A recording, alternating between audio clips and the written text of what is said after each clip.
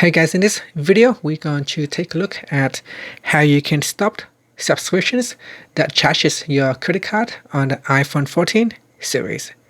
First, let's go back to the home screen by swiping up at the bottom of the screen. And on the home screen, tap on Settings. And in Settings, you want to go down and tap on your Apple ID account profile at the top. And then tap on Subscriptions. In here, tap on a subscription that you want to remove. So go to the active section and tap on a subscription. In here, I have two subscriptions, Apple Arcade and Apple TV Plus.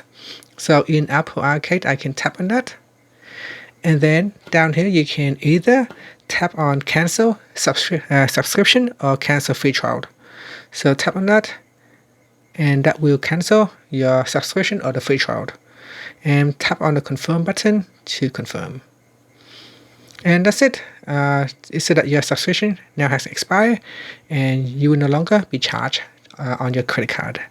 And that's it. Finally, you can swipe up to go back to the home screen. Thank you for watching this video. Please subscribe to my channel for more videos.